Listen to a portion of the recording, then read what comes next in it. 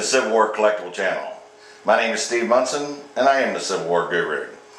And today we have in here for evaluation is another wonderful Confederate sword. And what we're going to base this little video on is how to identify a Boyle and Gamble Confederate manufactured sword. Now, Boyle and Gamble was located in Richmond, Virginia, and they were the largest manufacturer of Confederate swords.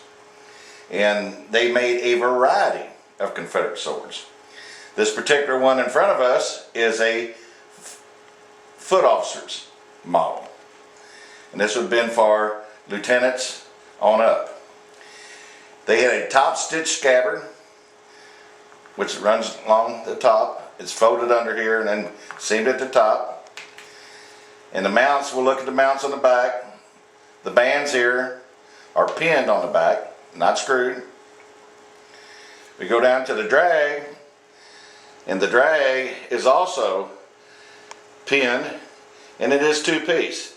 It's got a seam here, so you got two pieces, and it's folded together and seamed on both sides.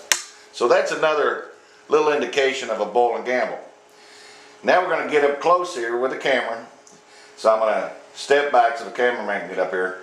We'll get a good close-ups of the guard, and we'll talk about the differences on a guard of a Boyle and Gamble and the pommel cap and the grip. So let me step back. We'll take the sword out of the scabbard and get the cameraman up close.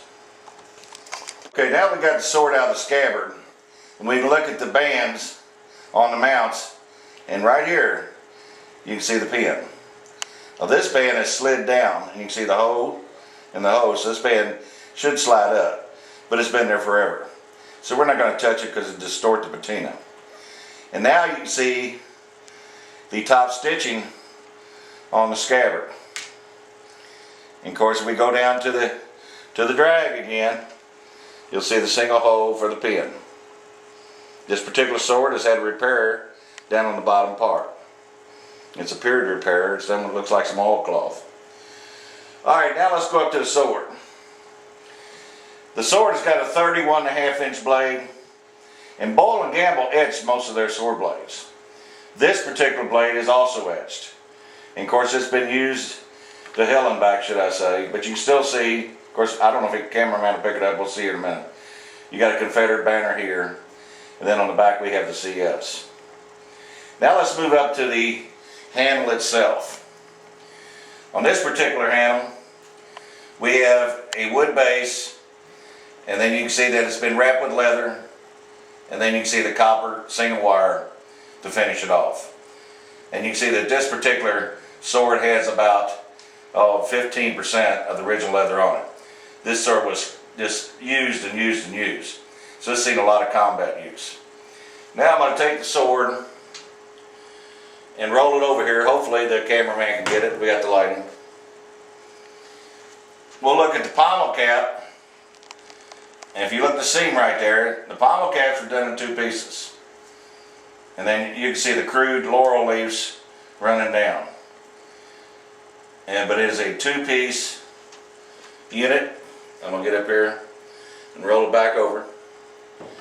And you can see, and I'm kind of turning it down to where the cameraman can get it, the pommel cap is stair-stepped.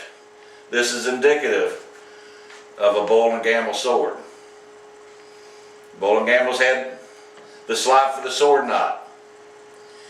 Then it had the standard, just like a Union sword, laurel leaves, tobacco leaves here in the guard.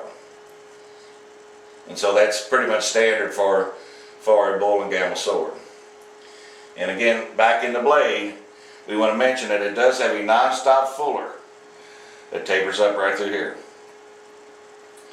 Alright, now this particular sword is unique. Let me spin it around here. This sword, get it to the camera, was a captured sword. Let me get a mount up here. And the guy that captured it, we're going to show it right there. Hopefully the cameraman can get a close-up of it. And it has the gentleman's name and where he was from. And the guy that captured this was from the 77th Pennsylvania Infantry, and he lived in Du Bois County, Pennsylvania. And we looked up his records. He was wounded in the Tullahoma campaign down in Tennessee in '63. That was right after the Battle of Stones River. They were going east, and Tullahoma campaign went on through 2 or 3 small cities down through there. And so this gentleman here got wounded, and evidently when he got wounded and they furloughed him out, I assume he took the sword with him.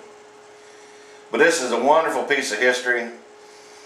It's a real good specimen to observe for a Confederate-made sword. Boyle and Gamble, again, was one of the largest manufacturers of Confederate swords, and one of the best manufacturers of Confederate swords.